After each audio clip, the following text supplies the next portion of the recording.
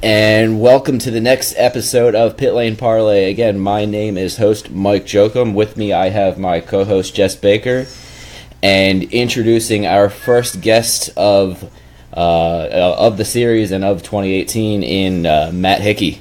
Guys, hey guys. Hey. Welcome. Thank you, Jess, again for joining, and thanks Matt for joining, especially a little bit late notice with the scheduling mishap, but appreciate you having you on. And for those of you who don't know Matt is pretty big in the IndyCar community in running a pretty neat IndyCar fantasy league. And before we get talking, I'll let Matt start it off with a little IndyCar fantasy talk. Yeah, so if you guys don't know who I am, I'm Matt Hickey, just a normal fan here in Minnesota, the barren wasteland of the north. Fantasy IndyCar League is something I'm hugely involved with. It's actually a collaborative effort that started in the off-season of 2011, so the beginning of 2012 season, with myself, Matthew Gruenholz, who's IndyCar Stig, also well-known, and then James Alban, who's the king of swing, and the three of us got together after IndyCar Downforce had decided they were going to shut down their fantasy IndyCar League, and so we kind of rolled with that. Took a lot of their ideas and put our own little spin on it, and it's gotten bigger than we ever imagined, and it's fantastic, and it's such a cool league.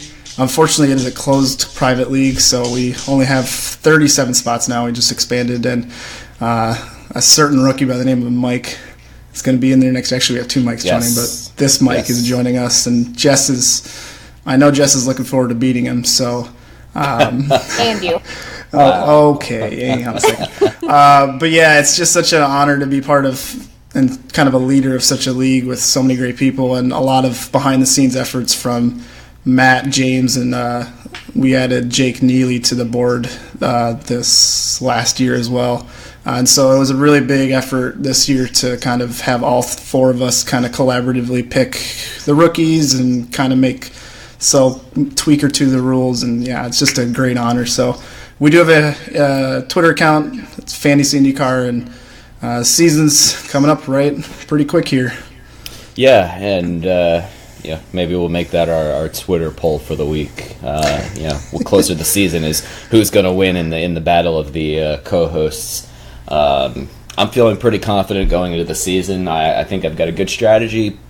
But anyway, before we dive into IndyCar chat here, a little reminder, the Pit Lane Parlay logo is on the side of Nick Berry's 04 Chili Bowl Nationals car, and his qualifying attempt starts tomorrow night, and you can watch it on racinboys.com. I know I will be tuning in. I've talked to Nick throughout the week, and he said practice went pretty well. Good luck to Nick from all of us here at Pit Lane Parlay, and hopefully we get to see him throughout the weekend racing as well. Couldn't be more excited, and Nick, I still want one of those t-shirts. Yes, I'm going to have to find a way to get some t-shirts. On to IndyCar, where to start? I think one of the most interesting things that came out this week was Sam Schmidt, and I know both Matt and Jess commented on Twitter when it came out, ruling out not only Juan Pablo Montoya but Danica Patrick right off the bat without even any speculation that either of them were going to go to SPM. I kind of liked it. I liked his honesty. I especially liked the fact that he said, and I'm sure Jess liked this even more, that Danica was going to be too much of a circus. I forget the words now that I'm talking about the article. I did find it interesting that he said Penske made Montoya off limits, which is kind of contrary to everything else we've heard about Montoya this offseason. But I'll turn it over to you guys for your thoughts. Well, we all know what I think about Danica. There's no shocker there. But I have to agree that if somebody does choose to run her, it will be a circus, and it's going to be media in her face all the time and in the team's face. And that's a lot of pressure for anybody. And I wouldn't have seen it as a good fit if they did choose to run her. So I think it's good on his part to just, yeah, like you said, be up front and just say, hey, we're not even thinking about it, so don't even ask. Yeah, I don't know about. I don't know. Want to get Jess mad at me or anything, but I'm actually looking forward to Danica being back. I might be one of the few, but my theory on it is you could tell in the 2011 season with her doing some. I think it was nationwide series at that point, the lower tier of NASCAR, right underneath the Sprint Cup. You could tell she was ready to do that, and then especially after Vegas, what happened there, you could tell she was ready to be done with IndyCar. But I do think she left at an inopportune time because the DW12, I think, would have really fit her style, especially on ovals with just lesser downforce with those first kits that we saw. So I'm really looking forward to seeing what she can do in this new car with kind of back to that lower downforce kind of deal. It's just a matter of her getting right. I think Ganassi and Dreyer and Eibel might be her only shots. She's running out of options, though. We're getting kind of those days, and even Daytona 500, she doesn't have anything together, so I don't know what's going to go on there. Yeah, Gadassi's all but eliminated that, too, just from what he said. I mean, obviously things can happen at the last minute, but it'll be interesting to see what happens with her. And, yeah, like you said, Daytona, she's got, like, no time, so... You know, we're just over a month now until the Daytona 500. You know, how many open seats are there at this point for the 500? You know, I don't know if any of us are probably the right people to ask on that one, but it's got to be few and far between. So, you know, I don't know about that one, but I think you know, the IMS and IndyCar will find a way to get her in a third car somewhere. You know, if it gets to March or April, I'm sure we'll start seeing news pick up on that front. And as far as oh, sorry, go ahead.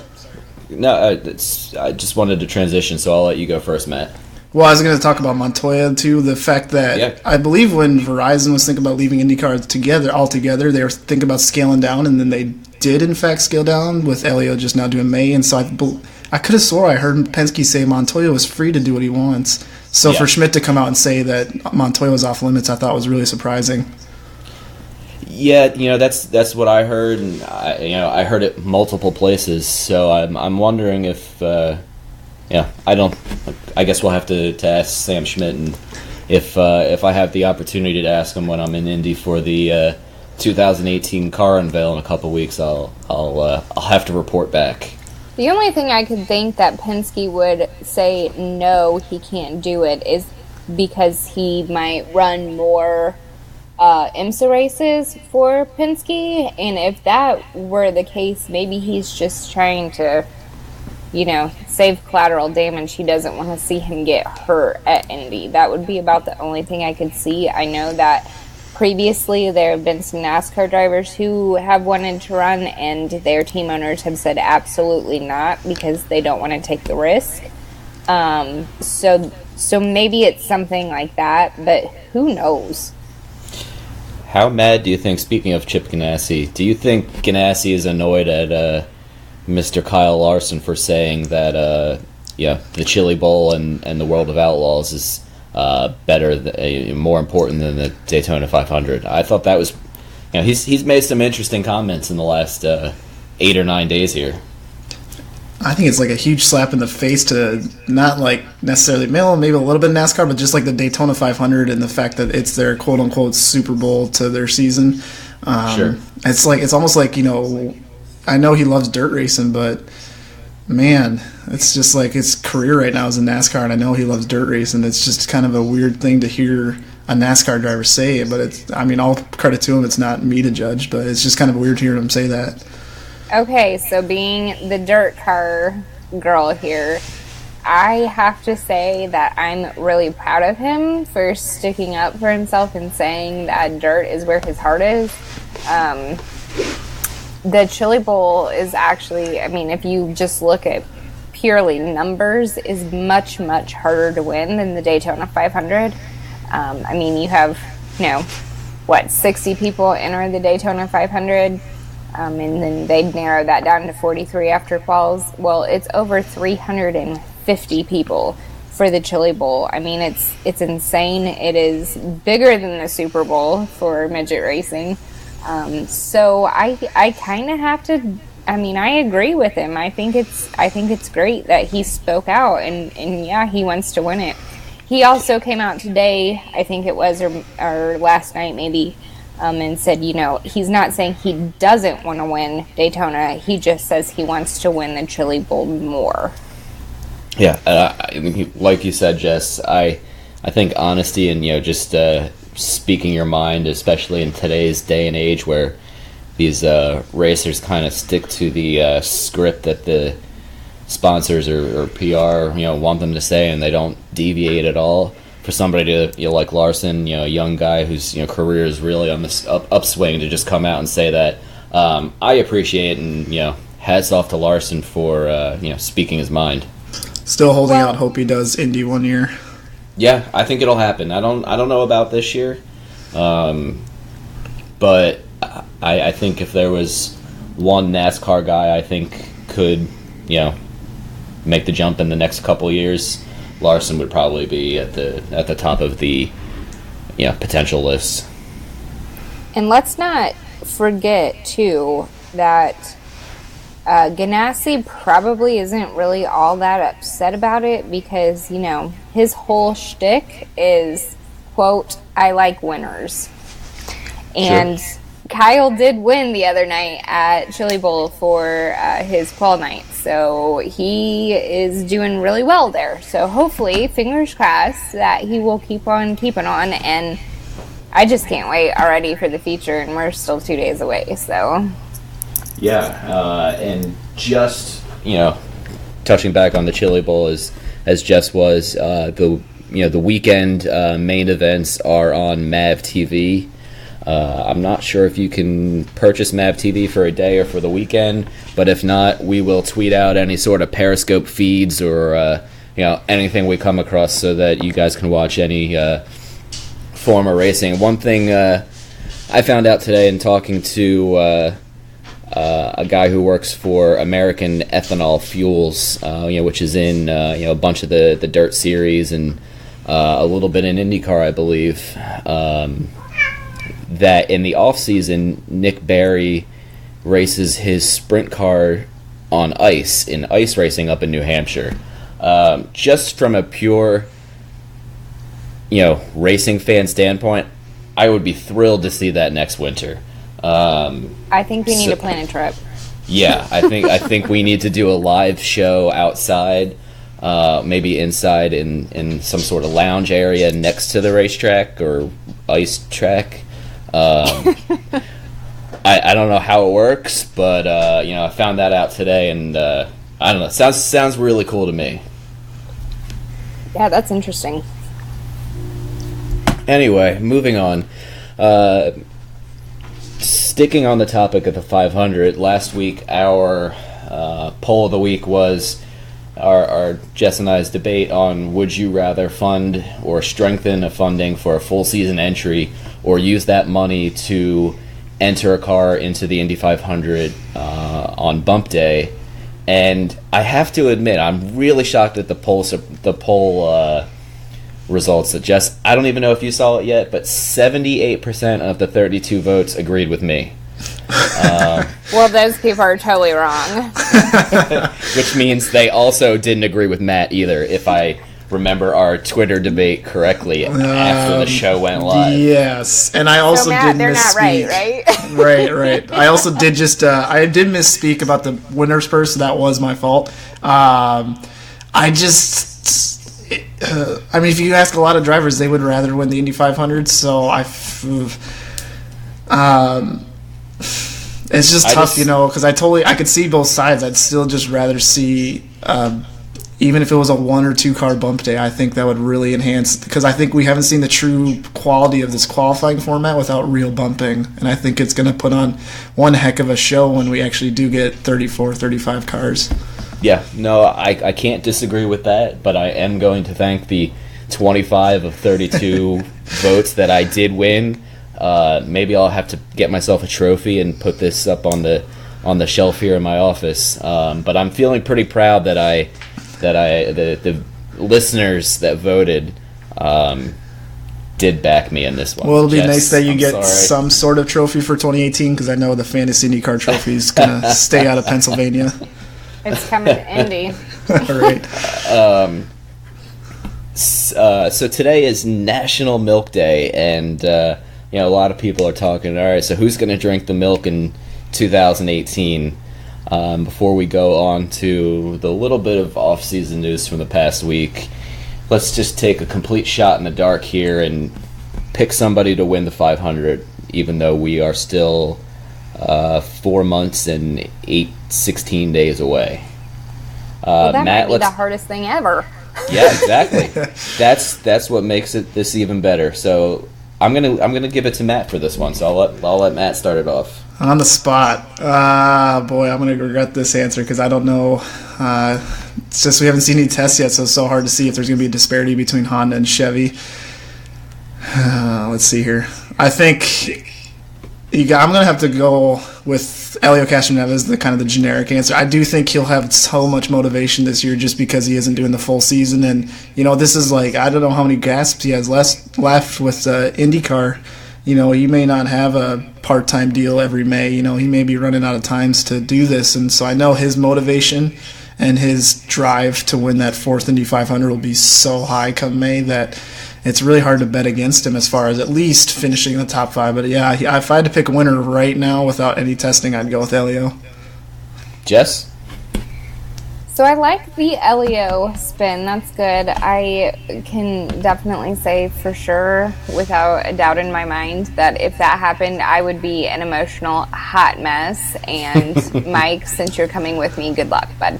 But actually, I think I'm gonna pick an oldie but a goodie too. I'm gonna pick TK. The reason that I think TK is because I think Foyt is finally going to step back a little and let other people kind of do their jobs. And I think that this car is going to work better for him than anybody else just as far as driving style goes. I mean, you can't hardly say that he's going to do bad when he had nothing but, S-bombs to drop when he was so excited with how this car felt. So I think that the car is going to work good for him. I don't know. I don't think if TK qualifies above the 9th row, I think that would be a victory for him. I think how Foyt starts out the year will dictate how close Jess is to being correct on I that have one. no faith in Foyt right now. It'll be so fun to watch, though, because do you remember back in the days when his car worked well for him and he didn't qualify good, what it was like to watch him start a race? Ugh. I mean, when he qualified 30-30, he was leading at one point. It was incredible to watch, but that also, even though it was a kind of a strugglesome year, that still was with Andretti, so I'm less than... I love TK. I wish them the best of luck. I'm just very skeptical. Only time will tell. I guess I have to give an answer here, and we'll make this our poll of the week. Which one of us had the best choice? I'm gonna go with Carlos Munoz. I know it's kind of, I guess, out of left field out of any of the three of our answers here, but he's.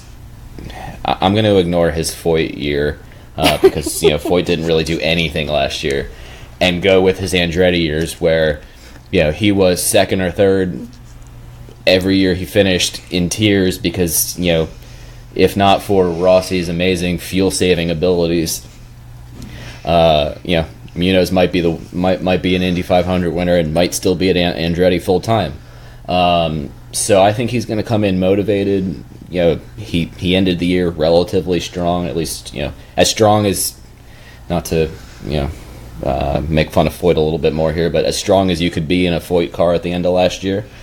He did pretty well. So I'm going to go with Munoz. I guess time will tell, especially because he's going to have the least new car experience out of any of the three of them. But I'll put that up on the poll either tonight or tomorrow morning, and we'll discuss the results next week.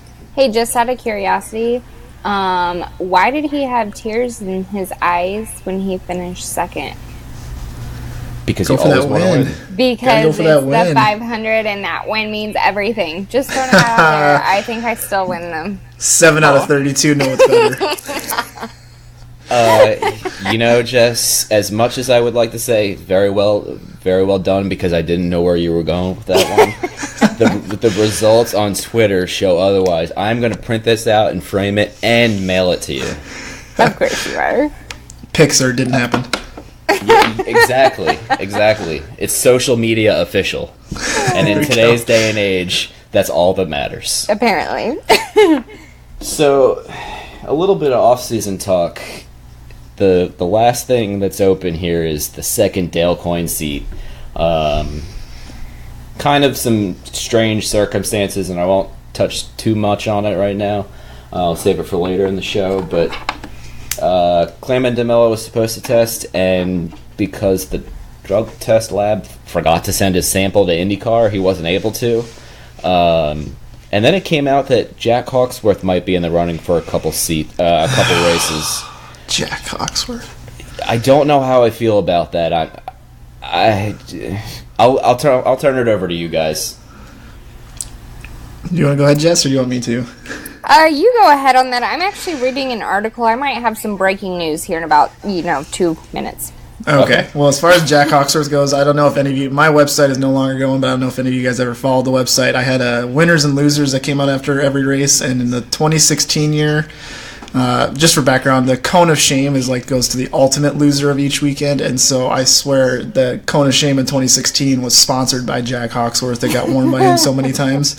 And I know he was with Foyt, and I know, you can see with Munoz and Daly, Foyt was a little better, but still, significantly off the pace compared to everybody else. But, did not get a single top 10 in a full-time, grid of 21, 22 cars. To not get a single top 10 in the season, I don't care how bad your car is, you got to get, one fluke where you get some strategy to go your way and get a top 10. And so I'm not denying his talent. His talent's there. He just rubs me the wrong way. And yeah, when I saw his name associated with that car, I was not too thrilled, especially with some of the guys who got sitting on the sidelines. So time will tell, I guess. Yeah, I don't really have feelings one way or the other. I don't hate him. I don't love him, but I think there are much better people to, utilize that car. But, I guess sometimes money talks, unfortunately, and he does have some backing, so there is that. But yeah, so I do have some breaking news, if you guys will let me break in here. Let's go for it. Okay, this is the first breaking news on the show. Breaking news. As of 3 minutes ago, NBC Sports has announced that Chip Ganassi Racing is no longer in discussions with Danica Patrick for either the Daytona 500 or the Indy 500, quoting him as saying, "We are going to stay focused at the task at hand, getting Jamie McMurray and Kyle Larson in the Cup in the 42 victory lane in Daytona, and the same on our IndyCar program." So it looks like what we were just kind of talking about is actually for sure now. They are no longer speaking with Danica for either race. Well, I guess that takes care of that one. I can't say I'm too surprised, but I thought maybe there's a chance if Ganassi had a third card, she would sneak in there, but so much for that one. Yeah, it's just surprising. You got more folk, because I don't know enough about the NASCAR silly season and teams and whatnot to kind of have a guesstimate as to what rides are open and who she could get with there, so I'm not going to kind of focus on that. But the IndyCar side, just kind of spitballing here, Coyne's going to add a car. I'm assuming it's going to be with Pippa Mann. I don't see him doing 4 cars. Schmidt, I believe, is going to do third car along with Harvey and Shank. Andretti's done. Ganassi seems like he's focusing on 2. Penske has 4, and they're done. Juncos might have 2. I know Kaiser's 1. I don't know who the other is, if that's been filled yet. So maybe I think maybe Saavedra, maybe someone else who can kind of get the money together for that. Harding might run 2, but that again, they haven't even announced the full season. That announcement should be coming up soon. let's see, who else is there? Carlin's doing 2. I could see Carlin adding a third because I know they bought plenty of extra DW12 tubs, so it wouldn't be unreasonable. The intriguing one is Dreyer and Reinbold, because I know they are big on Sage Karam, whatever your feelings on Sage Karam are. It looks like he's going to be back. He was at the Indianapolis meetings this offseason. But I believe it's Danica's brother-in-law is the team manager at Dreyer and Reinbold Racing. And so I think if they can scrap money together, I know they've wanted to do 2 cars at Indy for a couple of years now. I mean, she might have to have a Hail Mary and get into that car. I just don't know where else it's going to happen.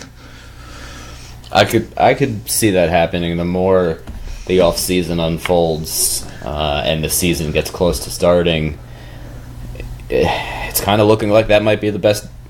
I don't know if it's the best option for her, but it might be her only option.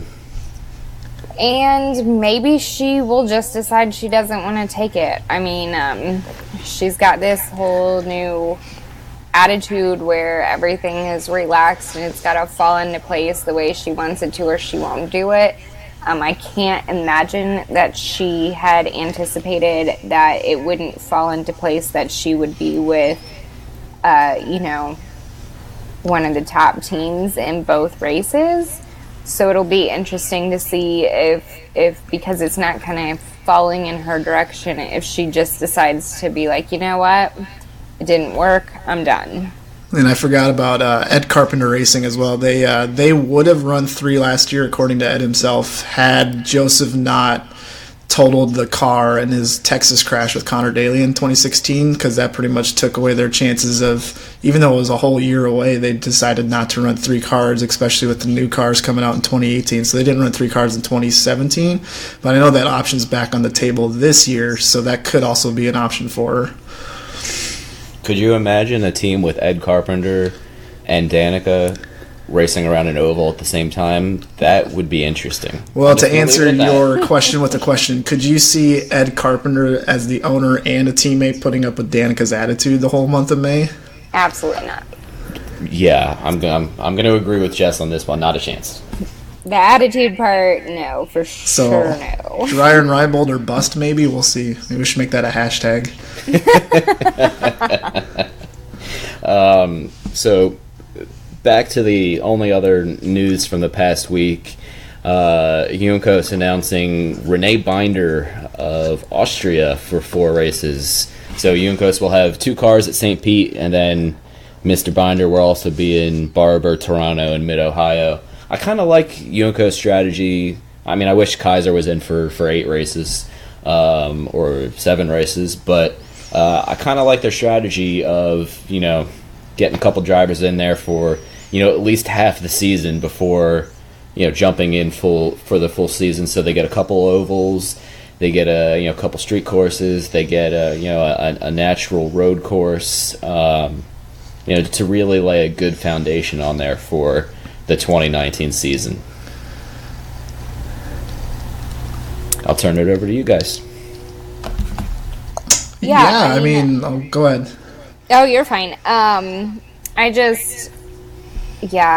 you said, I'd kind of like to see Kyle running more races. However, if they want to start heading toward being a 2-car team, it's, might as well start and see if the team can even handle it.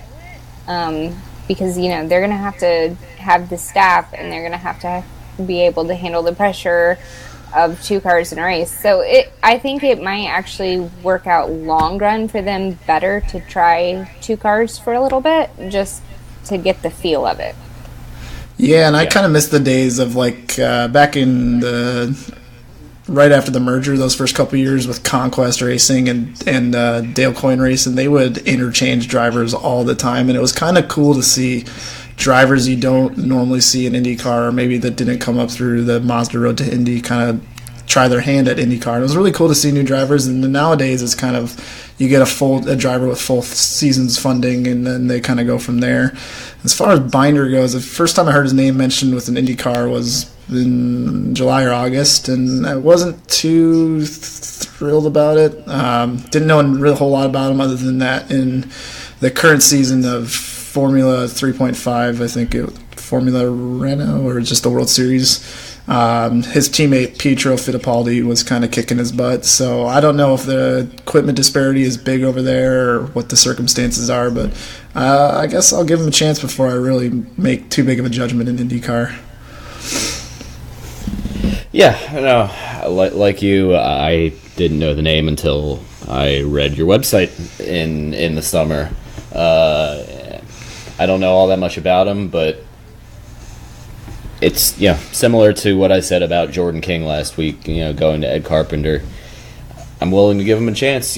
Seems people speak highly of him in what I've seen. So he's obviously got to be at least a decent racer, and if he can come in and impress, and maybe it doesn't lead to a 2019 season, but if it helps Juncos Racing develop into a full season next year, especially with 2 cars, I'm all for it. So the only other slight bit of news, and it's not even news for this year, but the engine debate about adding a third manufacturer has continued on, and I thought it was kind of interesting that Jay Fry mentioned at some point in the past week, I think I saw the article published on Motorsport in the last couple days here, that at the PRI show in Indy, that he at least got to the point where he had a dinner meeting with an unnamed manufacturer out of the 6 potentials. So anything that happens at this point won't even be until 2020. But I think that having that third engine manufacturer is the quickest way to having a big time bump day at the Indy 500 again. And I'm going to put my shameless Jay Fry plug in here, because Jay Fry is one of the best things that happened in IndyCar in, I think, a long time. He's just been so fantastic for the series and a breath of fresh air. I think when they do this third manufacturer, I hope they do it right, because the last time it was attempted, I think it was Randy Bernard who orchestrated the deal. Somewhere in the 2010-2011 region was with the Lotus deal for 2012, and they didn't even last a year. They were pitiful to watch, especially at Indy when poor Simona and John Alesi were out there running 10 miles an hour off the pace. So I really hope they do this right, and I don't mind them taking the 3, 4, 5 years it's taken to kind of get the momentum to do this, because we've been asking for a while now. But as long as they do it right, I'm open to whomever would want to join. I agree, because, like you said, man, it was like daggers to the eyeball to watch the Lotus cars. But I hope that they do it right. I hope they get somebody to come on board who's willing to put the time and effort and the money into producing the engines that can compete. But what I hope for more than that is that some team owner out there is keeping an open mind and is willing to use a new engine manufacturer because of the whole Lotus debacle. Because somebody's got to put it in the car and see if it works. And unfortunately, that might be an issue because of what happened last time, and because of the loyalty that the team owners have. So we'll see. I think that it would be fantastic, and it makes me almost bounce in my seat a little bit to think about it. So fingers crossed. Yes, spitballing an idea based on your loyalty comment is, Andretti going back and forth on Chevy or Honda this year. Do you think, to me, if you get a third manufacturer, especially if it's in 2020, Andretti signs a 2-year extension with Honda, but then he goes, you know what, there's a new manufacturer, and I want to be top dog at that manufacturer, or maybe if Schmidt-Peterson wants to be top dog and doesn't want to be under Andretti and Ganassi at Honda or something like that. Like one of those, close to top teams, but maybe not on the Penske Ganassi level, would be, in my opinion, a perfect fit for a third manufacturer. Obviously, the Lotus angle is too important and too drastic to ignore. But yeah, just an idea. I think if history tells us anything, I think you got to watch out for Ganassi, not only with just this DW12 era, but if you go back to, I believe it was 2000 kart season, after the split in 1996 and kind of onwards from those couple years, Toyota was terrible in kart. They were back of the grid. They couldn't do anything right. And then kind of towards that 99 season, they started to get things going a little bit, especially with Cristiano D'Amata. And then in the shock decision after winning 4 straight championships, Ganassi switched to Toyota, and it kind of blew everybody away. So if there's someone out there who I think would roll the dice, it might be Chip Ganassi. Jess? I could see it as long as the new manufacturer was able to prove that their engine was going to be reliable and fast. He likes winners. He sure does. So I think it's time for everybody's favorite portion of the show, the pit lane pitfall. Matt, you're the guest, so I will let you go first.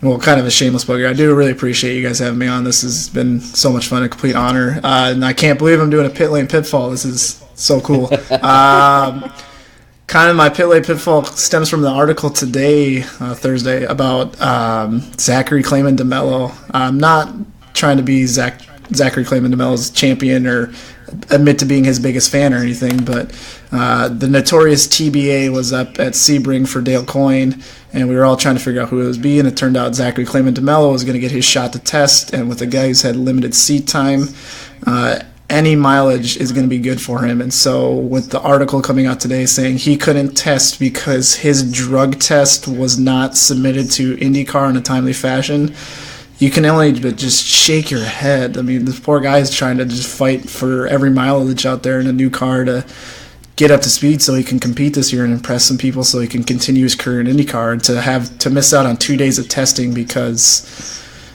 his drug test didn't get there in time. It, to me, is just makes me want to slam my head into a concrete wall. I feel bad for the guy, and I think someone really dropped the ball there. So whoever was responsible for the failed drug test submission time is my pit lane pitfall person of the week. Yeah, that's a bad one. I just hope it wasn't Clayman DeMello forgetting to do the drug test until the last minute, but I'm going to give him the benefit of the doubt here and go, somebody forgot to send the results to IndyCar in a timely manner, which is as unprofessional as something could get in that sort of circumstance.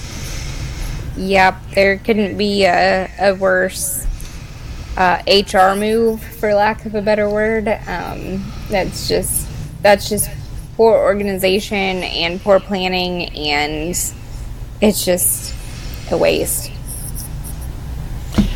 Jess, you want to take it next? Yeah, okay, so I may, step on some toes here. It's not uncommon for me to do. My pit lane pitfall this week is going to somebody who kind of voiced their opinion, and for what it's worth, I don't agree with him at all in this, which is kind of uncommon because a lot of times when he voices his opinion, I do actually agree. But Shane Meal this week, it looks like it was back on the 4th. He saw that NASCAR on NBC had tweeted out that Connor Daly was showing some interest in NASCAR if he wasn't able to come up with an IndyCar ride, and Shane decided to tweet out that he doesn't understand why anybody would give him a chance because there are 1,000 other people in Mooresville, North Carolina with more talent.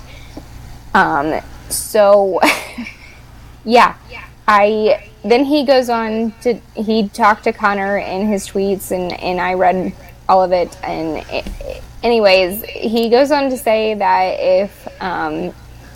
if he can't read about you in Speed Sport News, then he doesn't want to know anything about you, so that's why he said he had never heard of Connor Daly. I'm sorry that the only place you look for your racing information is Speed Sport News. Not knocking them. They do good things, but they are limited. And Shane, like I said before, I agree with you on a lot of things you say. I do very much enjoy the fact that you voice your opinion and you don't back down from it, but I totally disagree on this. Yeah, I mean, I'm not going to lie. Connor and I are friends, and we've met several times. And I just to see, even if it was anybody else in IndyCar, about how PR guys do all their work and Shane's unfortunate hashtagging abilities, I couldn't disagree with him more. So I think Jess is completely spot on this one. And I have nothing personal against Shane. It's just based off that tweet. I wasn't too impressed with that opinion of his. Yeah, I think it was just poor wording on things. I don't think he necessarily meant to attack Connor necessarily, but I think it was just it was just poor planning. Yeah, and props to Connor for the way he handled it. Now that I'm reading through the tweets, he didn't stoop down or didn't say anything he shouldn't. He kept it professional and respectful, which is how these situations should be handled. Not that any IndyCar driver has ever gotten in a social media argument with another driver recently. Never. Not that I'm picking on anybody in particular with that comment, but major props to Connor for that and his advancing on to the next week in the Amazing Race. I was going to call it the American Race. The Amazing Race, for those of you who might have watched it or didn't watch it, Team Rossi and Daly, or as I called it, Team Kinda IndyCar, until Daly gets his ride situated, advanced on, and it was a cool little episode for somebody in me who doesn't really watch too much in the reality TV world. Anyway, moving on to my pitfall before we wrap things up. I have two, but they're both from the same sector of racing in the F1 world. First, Mark Webber ripping Alonso for doing Le Mans this year, saying that Alonso, he would be distracted then for the F1 year or be tired from the F1 year. I think we can dispel that based on the fact that Alonso spent a couple weeks in Indianapolis and did a hell of a job, and without an engine failure was in contention to win the race despite having never done an IndyCar race before. The man trains hard. He's a hell of a racer. For Mark Webber to say that, I don't agree, and I don't think it's the right thing to say. Either way, Webber's been out of the sport for a couple years now. I know he's in sports cars somewhere, but I don't know. I'm not a big fan. And the other comment that I wasn't too thrilled with, and I kind of chuckled at when I saw, is Ross Brawn saying that F1 would survive without Ferrari. I don't know if he knows the history of F1, and I'm not saying I am an F1 historian at all, but the last I checked, Ferrari has been around since the beginning of F1. If you don't have Ferrari, you probably lose a significant portion of your fan base, like all of the country of Italy. Listen, poor comments coming from the F1 world. And with Ross Brawn's history with Ferrari, he was there when Schumacher was so dominant. For him to kind of make that comment because he knows full well how important Ferrari is to when he was there and how important they are, and to say that, I think, is quite shocking, to say the least. Yeah. I mean, I heard you chuckling in the background. It's laughable, honestly. It's just, wow. I don't even really have any words for that. As far as the whole Mark Webber thing, I honestly feel like it's a direct jab at Alonso, only because I feel like he's saying he's very weak-minded, because if you read the whole article, it's talking about how you have to have your mind in the race and you can only focus on F1 and blah, blah, blah. Well, I'm pretty sure that he's capable of handling more than one race. I mean, he's a big boy. Yeah. Right, and then it's just, don't get me wrong, I respect Mark Webber. I think he was a talented driver, but he could not even be in the same league as Fernando Alonso. I don't understand why he would feel the need to take a shot at Alonso like that. If it was someone else, if it was maybe like, I'm just going to spitball here, but if it was maybe like Esteban Ocon from Force India, taking the differential here and going to IMSA Rolex 24, I could see maybe where he was coming from, but from like a two-time champion who's in the top 10 statistical category, every major F1 stat, to kind of take a shot at him, to me, was kind of appalling. Yeah. Yeah, I feel like it's just, I could be completely wrong here, but Mark Webber trying to, stay relevant in the F1 world as he sees guys like Robert Kubica get a test and all these other guys get seats, and, Mark Webber is, just stuck in the sports car world, and maybe he's a little jealous. Who knows? Wrapping up here, it's been an exciting 45 minutes. I did, kind of want to echo one of Matt's comments from before the pit lane pitfall. Jay Fry and his team have done wonders for IndyCar. I hope to, get the chance to speak to him at some point this year.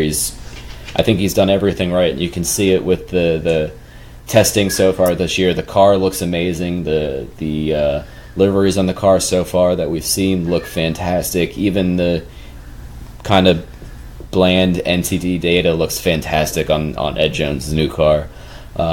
Everything we hear is positive. There's really not a whole lot of negativity outside of people trying to get funding and whatnot. But for the most part, 99.9 out of the 100 things Jay Fry has done so far have been hugely successful, and I think he's really, really been great for the sport.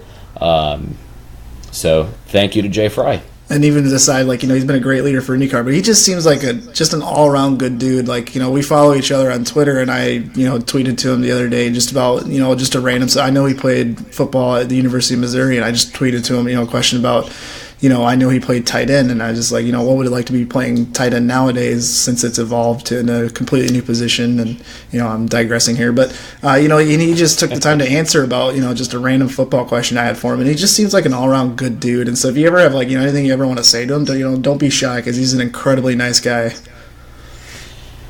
Yeah, well Which said. is awesome.